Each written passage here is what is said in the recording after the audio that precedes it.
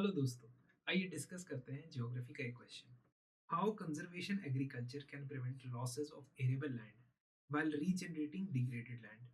Suggest some ecologically sustainable agricultural methods that can be adopted to minimize the effects of climate change on agriculture. ठीक है, दो parts हैं। एक में conservation agriculture से आपने डील करना है और उसको एक्सप्लेन करना है, और दूसरे पार्ट में आपने कंजर्वेशन एग्रीकल्चर के अलावा क्या क्या मेथड्स इस्तेमाल कर सकते हो आप to counter climate change impact on agriculture. तो 250 वर्ड्स है, कंसिडरेबल नंबर ऑफ वर्ड्स आपके पास हैं। फिर भी इस आंसर में आपको काफी हद तक थोड़ा सा ना कम लिखना पड़ेगा। मींस आपको हो सकता है ज्यादा वाइड नॉलेज हो, लेकिन आपको उसको 250 वर्ड्स के अंदर समराइज करना है। देखो, कंजर्वेशन एग्रीकल्चर डिफाइन करना जरूरी है यहाँ पे, ठीक है, because this is a term, terminology के अंदर यूज होता है। प्रीलिम्स में भी कई बार इस पे सवाल पूछा जा चुका है, तो आप इसको safely you can start with the definition. उसके बाद आप ये दो पार्ट्स में इसको बताएंगे। एक बताएंगे कि कैसे कंजर्वेशन एग्रीकल्चर हेल्प करता है दो चीजों में, loss of arable land and regenerating degraded land, और फिर आप बताएंगे कि जो second part of the question है उसको एड्रेस करेंगे। तो कंजर्वेशन एग्रीकल्चर के ना वैसे तीन कंपोनेंट होते हैं, तीन प्रिंसिपल्स के ऊपर आधारित होता है। Number one, minimum soil disturbance उसमें होनी चाहिए, ठीक है। नंबर टू, मतलब प्लोइंग, हैवी प्लोइंग, टिलिंग, ये सब एक्टिविटीज उसमें नहीं होती। आप उसको नो टिल एग्रीकल्चर भी कहते हो कई बार। फिर आप कहते हो maintenance of a permanent soil cover होना चाहिए। That means that your disturbances to the soil कम हो रही है, और साथ ही साथ हमेशा ही एक परमानेंट सॉइल कवर जो है क्रॉप के ऊपर बना रहना चाहिए, रूट्स के ऊपर of course. And finally, diversifying the plant species is a very very important aspect component of conservation agriculture. Monoculture इसके अंदर आप नहीं करते हो। नाउ कंजर्वेशन एग्रीकल्चर की डेफिनेशन अगर देखें एकेडमिकली, तो it is sustainable agriculture production system which comprises set of farming practices adapted to the requirement of crops and local conditions of each region. Very important कि इसमें no one size fits all approach नहीं है। आप local conditions को ध्यान से इसमें समझ सकते हो, ध्यान से इसमें ध्यान में रखते हुए इसको आप डिजाइन कर सकते हो। नाउ कंजर्वेशन एग्रीकल्चर कैसे प्रिवेंट करता है सॉइल लॉस को? It improves the, number one, सबसे पहले तो इस सॉइल के स्ट्रक्चर और सॉइल की इरोजन को रोकता है, क्योंकि हम टिलिंग जब ज्यादा करते हैं तो फिर सॉइल का जो स्ट्रक्चर है, टेक्सचर है, वो खराब होता है। और दूसरा, टॉप सॉइल बहुत ज्यादा लूज होती है, जो फिर विंड और वाटर इरोजन की वजह से डैमेज हो जाती है। फिर लीचिंग होने की वजह से भी ये इसमें प्रॉब्लम्स आती हैं, न्यूट्रिएंट लॉसेस आते हैं। तो इस वजह से हम जब सॉइल कवर को परमानेंट रखते हैं और डिस्टर्बेंस मिनिमाइज करते हैं, तो सॉइल का स्ट्रक्चर और सॉइल की इरोजन कम होती है। दूसरा, सॉइल के अंदर जो ऑर्गेनिक मैटर होता है वो भी एनहेंस हो जाता है और न्यूट्रिएंट अवेलेबिलिटी भी एनहेंस हो जाती है। उसका रीजन कि टिलिंग के दौरान हम काफी सारे माइक्रो ऑर्गेनिजम्स और इंसेक्ट्स को प्रॉब्लम में डालते हैं, जबकि वो बहुत इंपॉर्टेंट होते हैं सॉइल की न्यूट्रिएंट अवेलेबिलिटी के लिए और ऑर्गेनिक मैटर के लिए, जो डिकम्पोज होके ह्यूमस की तरह, जिसको हम ह्यूमस कहते हैं, ह्यूमस की तरह रहता है। जब हम ज्यादा टिलिंग करते हैं, ज्यादा प्लोइंग करते हैं, तो ये नेचुरल एक्टिविटीज जो है वो हो नहीं पाती अच्छे से, तो सॉइल का ऑर्गेनिक मैटर कम हो जाता है। कार्बन का जो सिंक है, सॉइल एक कार्बन सिंक की तरह काम करते हैं, तो वो उसकी एक्टिविटी भी कम हो जाती है, जो कंजर्वेशन एग्रीकल्चर से बचाई जा सकती है। तीसरा, हम मैकेनिकल सॉइल डिस्टर्बेंस रिड्यूस कर रहे हैं, जिसका मतलब हमें एक्सटर्नल इनपुट्स की ज्यादा जरूरत नहीं पड़ेगी, पड़ेगी ऑप्टिमली पड़ेगी, लेकिन ज्यादा जरूरत नहीं पड़ेगी, क्योंकि हम सॉइल की नेचुरल न्यूट्रिएंट्स को कम रख रहे हैं, कम डिस्टर्ब कर रहे हैं। चौथा, हम इकोसिस्टम सर्विसेज प्रोवाइड करते हैं। इससे कैसे? Regulatory services such as carbon sequestration, climate regulation and control of soil erosion. This is how this is happening. Number one, minimum tillage से आप सॉइल की जो ये इकोसिस्टम सर्विसेज प्रोवाइड करती है सॉइल, उसको आप प्रोटेक्ट कर रहे हो। और दूसरा, आप ट्रीज का भी इसके अंदर ग्रोथ करते हो। रीजन अभी मैंने बताया, तीसरा कंपोनेंट क्या है? डाइवर्सिफिकेशन। तो क्योंकि डाइवर्सिफिकेशन होता है, ट्रीज को आप ग्रो करते हो, ट्रीज ग्रो करने की वजह से इकोसिस्टम सर्विसेज जो ट्रीज प्रोवाइड करता है, जैसे कि more and more carbon absorption, then you have the products that are taken from the trees, then you have the flood control measures that happen, flood को कंट्रोल करता है, wind erosion को slow down करता है, storms को slow down करता है, ये सारी सर्विसेज ट्रीज प्रोवाइड करते हैं। तो conservation agriculture can also diversify your agriculture. Agroforestry की तरह भी आप इसको इस्तेमाल कर सकते हो, और अगर आप डाइवर्सिफाई करते हो तो आप और ज्यादा इकोसिस्टम सर्विसेज को प्रमोट प्रमोट करते हो। और आखिरी में आप वीड फॉर्मेशन या अनवांटेड प्लांट्स की फॉर्मेशन को कम रखते हो, जिससे एलियन स्पीशीज या इन्वेजिव एलियन स्पीशीज के ग्रो करने का जो खतरा होता है वो कम हो जाता है। और कई सारी ऐसी इन्वेजिव एलियन स्पीशीज हैं जो लैंड की या सॉइल की क्वालिटी और न्यूट्रिएंट बैलेंस को डिस्टर्ब करती हैं।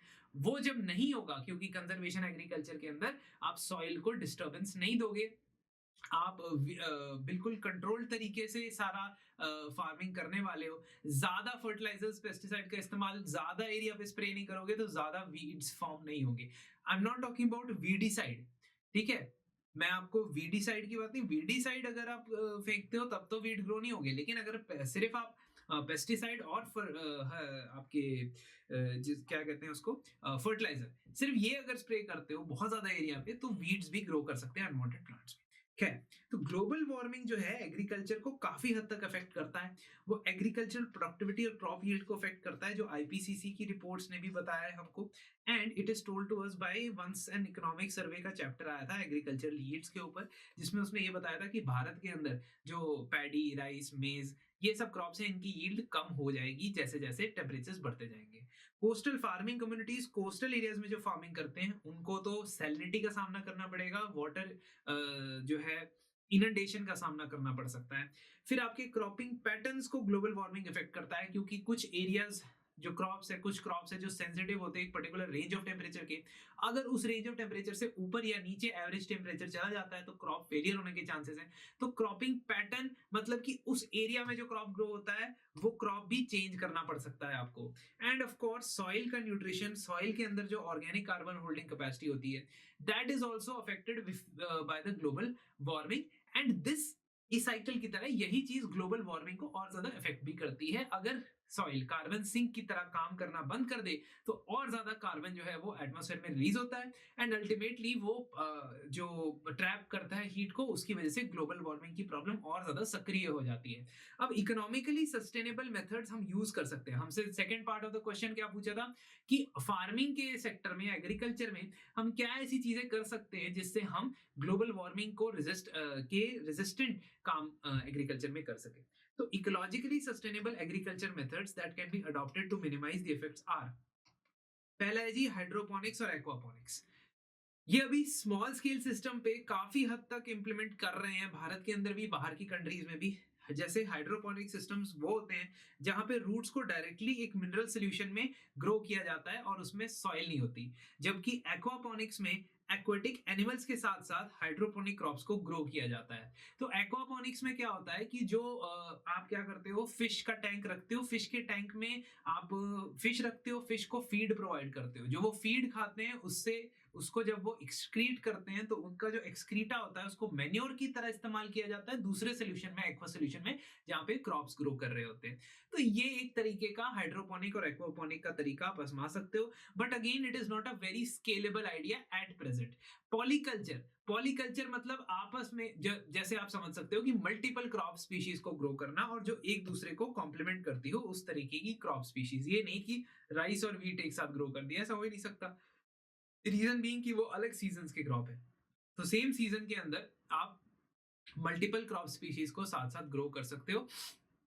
तीसरा, आप पर्माकल्चर फॉलो कर सकते हो। इसका मतलब ये that it uses perennial crops such as fruit trees and shrubs that function together in ecosystem and you try to mimic the natural ecosystem. जैसे नेचुरल फॉरेस्ट का इकोसिस्टम होता है उस तरीके से आप उसको मिमिक करते हुए एग्रीकल्चर अगर करते हो तो वो भी बहुत ज्यादा फायदेमंद हो सकता है ग्लोबल वार्मिंग से लड़ने के लिए। Then of course I talked about agro forestry, कि एग्रीकल्चर और फॉरेस्ट्री यानी सिल्वीकल्चर को साथ में लेके चले तो वो भी बहुत ज्यादा इंपॉर्टेंट होगा और वो और इकोसिस्टम सर्विसेज प्रोवाइड करेगा। Then you have the options of organic farming, वो भी हमने पहले डिस्कस किया हुआ है ऑलरेडी कई बार कि ऑर्गेनिक फार्मिंग और zero budget natural farming, these both can be implemented. Organic farming में क्या होता है कि हम सिंथेटिक कंपाउंड यानी कि fertiliser, pesticide, genetically modified seeds ये सब नहीं यूज करते हैं। जीरो बजट नेचुरल फार्मिंग में हम कोई भी केमिकल्स यूज नहीं करते हैं, लेकिन साथ साथ इंडियन ट्रेडिशनल प्रैक्टिसेस के द्वारा जो मैन्योर होता है और जो सॉइल की मल्च का फॉर्मेशन होता है वो चीजें हम उसमें इंप्लीमेंट करते हैं। पानी भी बहुत ज्यादा कम इस्तेमाल करते हैं। You can also have an integrated farming approach. तो इंटीग्रेटेड फार्मिंग का मतलब है एग्रीकल्चर के साथ लाइफ स्टॉक, पोल्ट्री और फिशरी को भी इंक्लूड करो, ताकि जो फार्मर्स हैं वो क्रॉप फेलियर से उनका जो बेसिक इनकम का एक मात्र सोर्स ना रहे, उनके पास सप्लीमेंट्री इनकम हो। एक इंश्योरेंस पॉलिसी की तरह ये लाइफ स्टॉक, पोल्ट्री और फिशरीज उनके साथ काम कर सके, ताकि आगे आने वाले क्लाइमेट चेंज रिलेटेड शॉक्स को आप डील कर सको। तो इसका मतलब ये हुआ कि कंजर्वेशन एग्रीकल्चर के साथ साथ हम ये 6-7 चीजें और भी इंप्लीमेंट कर सकते हैं as per the requirement of the agro ecological Jones.